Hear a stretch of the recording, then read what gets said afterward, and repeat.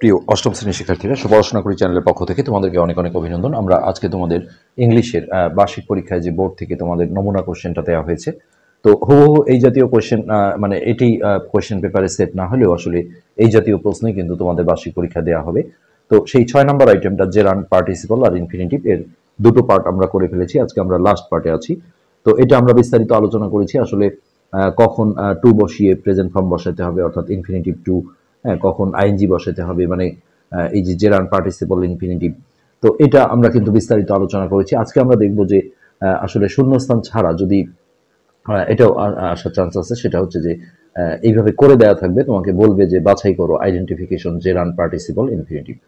তো এটার জন্য আমরা প্রথম পার্টে যে এদের গঠনগুলো দেখিয়েছিলাম, হ্যাঁ, সেটা কিন্তু আমাদের এখন প্রয়োজন হবে।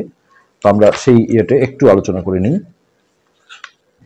যে ইনফিনিটিভ হতে গেলে, হ্যাঁ, ইনফিনিটিভ যখন হবে এটা চেনা খুবই সহজ। ইনফিনিটিভ, টিআইপিই। ইনফিনিটিভ হতে গেলে তোমরা দেখবে যে একটা ভার্বের আগে টু থাকবে, তাহলে টু প্লাস ভার্ব। তো এটা চেনা খুবই সহজ। তো ঝামেলা হবে হচ্ছে হ্যাঁ পার্টিসিপল গুলো আর জেরান্ড, কেননা জেরান্ডের ক্ষেত্রেও হচ্ছে ভার্বের সাথে আইএনজি থাকে। জেরান্ডের গঠনটা হবে মূল ভার্বের সাথে আইএনজি। আবার পার্টিসিপল যেটা পার্টিসিপল তিন ভাগ ছিল, প্রেজেন্ট পার্টিসিপল, তারপরে পাস্ট পার্টিসিপল আর পারফেক্ট পার্টিসিপল। অর্থাৎ প্রেজেন্ট পার্টিসিপলটা কিন্তু একই গঠন, অর্থাৎ ভার্বের সাথে আইএনজি থাকে, পার্টিসিপল। তো এখানে হচ্ছে যে প্রেজেন্ট যে পার্টিসিপলটা আছে এইটার গঠনটা জেরান্ডের মতোই, হ্যাঁ, অর্থাৎ ভার্বের সাথে আইএনজি। তো এই দুইটার মধ্যে আমরা ডিফারেন্স করব এইভাবে যে যখন ভার্বের সাথে আইএনজি থাকা অবস্থায় সেই ওয়ার্ডটা কোনো নাউনের কাজ করবে তখন এটা জেরান্ড হবে। আর ভার্বের সাথে আইএনজি থাকা অবস্থায় যদি অ্যাডজেক্টিভ অর্থাৎ দোষ, গুণ, অবস্থা এগুলো কাজ করে তাহলে সেটা হবে প্রেজেন্ট পার্টিসিপল, অর্থাৎ সংক্ষেপে আমরা পার্টিসিপল লিখতে পারবো। আর পাস্ট পার্টিসিপল চেনা আসলে খুব সহজ। পাস্ট পার্টিসিপল হচ্ছে এরকম, পাস্ট পার্টিসিপল, হ্যাঁ, এখানে অ্যাডজেক্টিভের কাজ করবে, কিন্তু ভার্বের হচ্ছে যে পাস্ট পার্টিসিপল ফর্ম, অর্থাৎ যেটা তোমরা ভি3 হিসেবে হয়তো জানো, আমরা ভি3 লিখি, যেমন ইট, অ্যাট, ইটেন। এই ইটেনটা হচ্ছে ভি3 ফর্ম, হ্যাঁ, কিন্তু সেটা আবার একটা অ্যাডজেক্টিভের কাজ করতে হবে। যেমন ধরো broken glass, this is a broken glass. এই যে ব্রোকেন, দেখো ব্রেক, ব্রোক, ব্রোকেন, হ্যাঁ, একটা ব্রেক ভার্বের ভি3 অর্থাৎ পাস্ট পার্টিসিপল ফর্ম। এটা কিন্তু এই গ্লাস নাউনটাকে মডিফাই করেছে, অর্থাৎ কেমন গ্লাস, ভাঙা গ্লাস। তো এইটাকে আমরা বলবো পাস্ট পার্টিসিপল। তো সংক্ষেপে আমরা যখন আইডেন্টিফিকেশন আসবে আমরা শুধুমাত্র পার্টিসিপল লিখে দিলেও হ্যাঁ হয়ে যাবে। আর যদি তুমি পুরোপুরি লিখতে চাও তাহলে এটাকে লিখতে হবে পাস্ট পার্টিসিপল।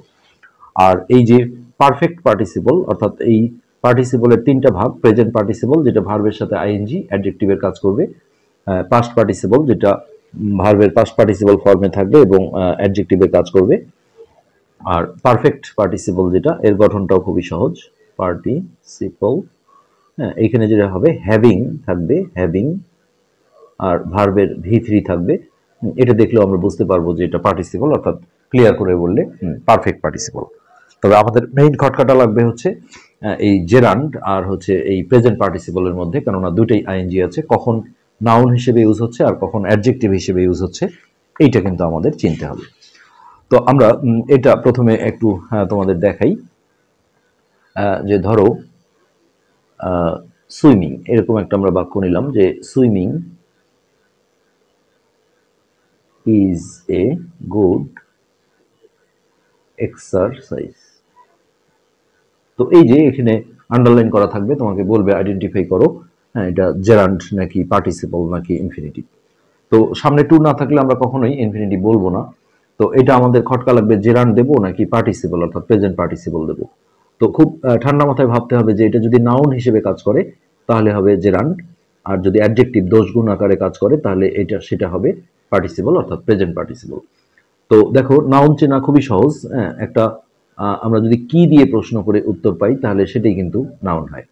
যেমন swimming is a good exercise, এর বাংলা হচ্ছে যে সাঁতার একটা ভালো ব্যায়াম। এখন আমি যদি প্রশ্ন করি কি একটা ভালো ব্যায়াম, তার উত্তরে কিন্তু এই সাঁতার কথাটাই আসছে, তার মানে এটা নাউন হিসেবে আমাদের এখানে ইউজ হচ্ছে।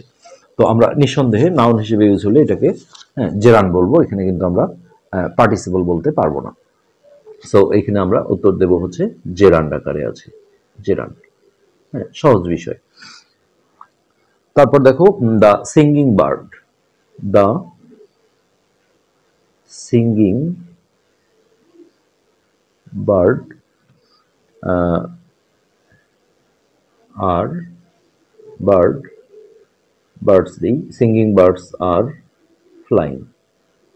তো সিঙ্গিং বার্ড কিন্তু এখানে দেখো আইএনজি আছে, কিন্তু এটা জেরান্ড হবে না, কেননা এই পাখিগুলোকে একটা বিশেষায়িত করে দিয়েছে কেমন পাখি।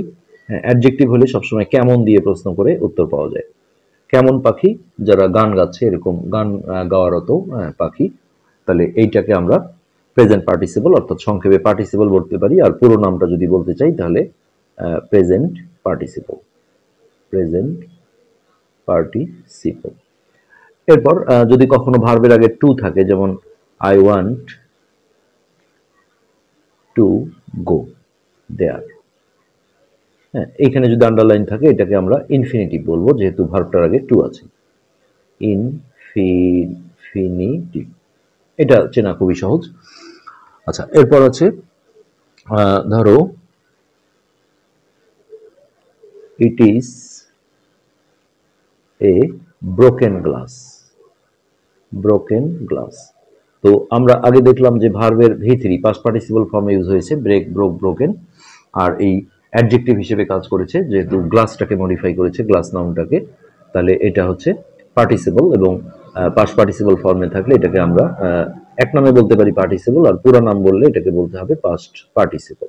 পার্টিসিপলের যে তিনটা ভাগ তার মধ্যে এটা একটা পার্টিসিপল।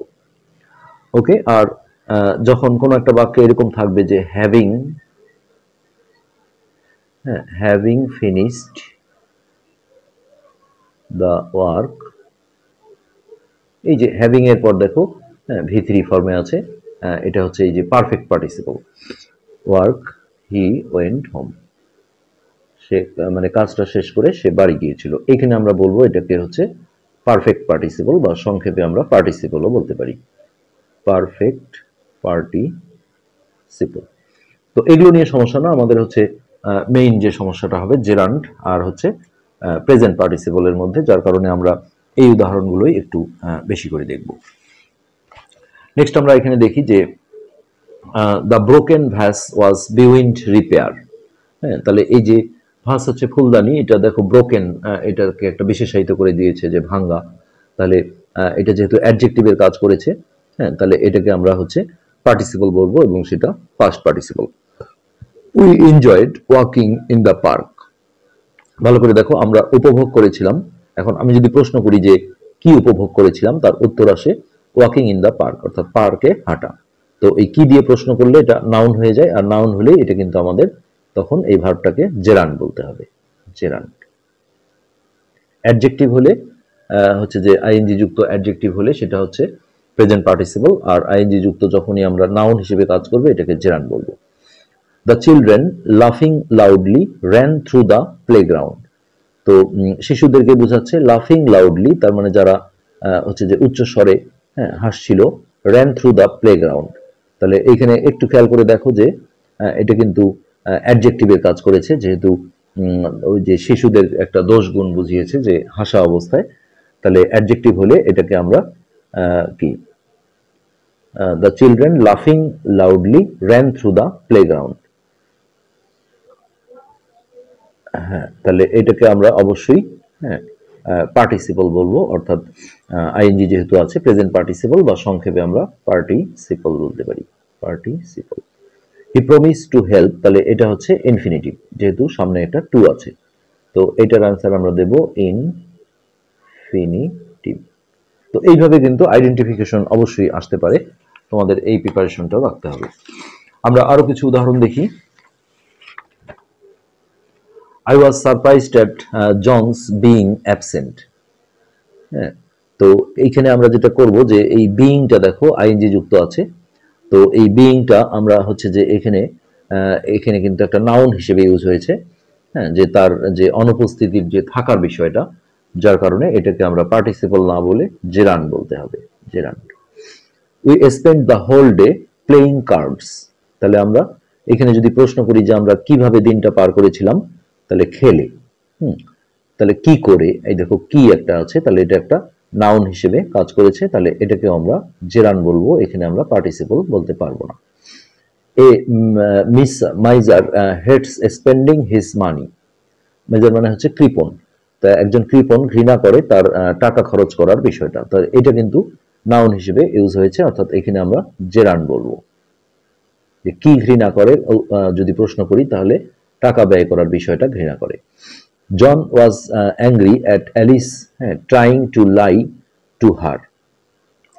তো এইখানেও দেখো একটা নাউন হিসেবে ইউজ হয়েছে, at Alice trying to lie to her, তাহলে এটাকে আমরা জেরান বলবো।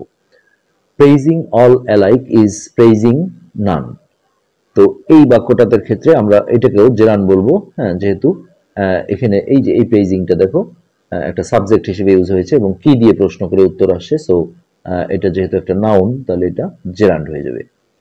এইভাবেই তারপরে এখানে আছে দেখো, singing to herself is her chief delight. হ্যাঁ, তো এটা দেখো সিঙ্গিং মানে গান গাওয়ার যে বিষয়টা, এটা নাউন হিসেবে ইউজ হওয়ার কারণে এটাকেও আমরা জেরান বলবো, জেরান। ওকে, এরকমই আসলে উদাহরণ আমরা অনেক দিতে পারি, সমস্যা না। তো এইভাবে তোমাদের আসলে জিনিসগুলো প্র্যাকটিস করতে হবে। হ্যাঁ, যেমন ধরো আমরা আরো কিছু যদি বাক্য দেখাই,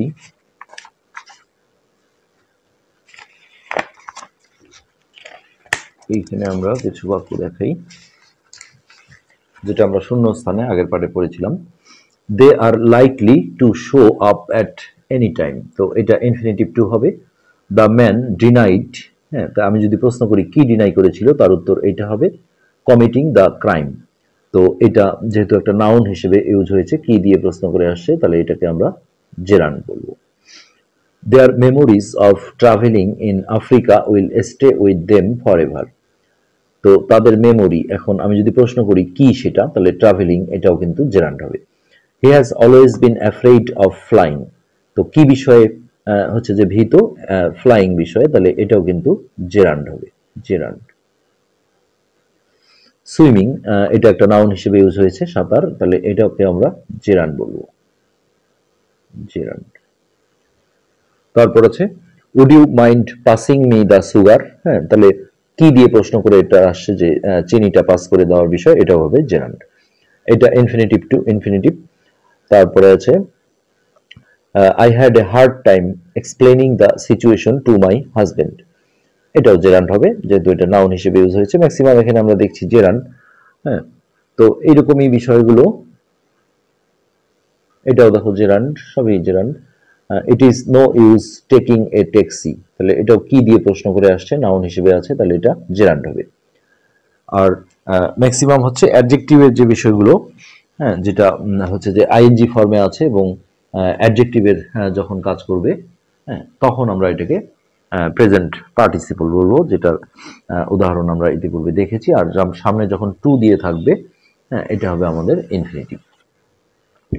এই যে অ্যাডজেক্টিভগুলো দেখো বোঝাই যায়, সিঙ্গিং বার্ড, হ্যাঁ, তারপরে ফ্লাইং বার্ড, উড়ন্ত পাখি, হ্যাঁ, এই জাতীয় আইএনজি ফর্ম, এবং তারপরে সাধারণত দেখা যায় একটা নাউন থাকেই, কেননা নাউন বা প্রোনাউনকে মডিফাই করে যেহেতু অ্যাডজেক্টিভগুলো, একটু সাবধানে খেয়াল করলে তোমরা দেখতে পারবে। তো আজকের পাঠ আমরা এখানেই শেষ করছি, ধন্যবাদ।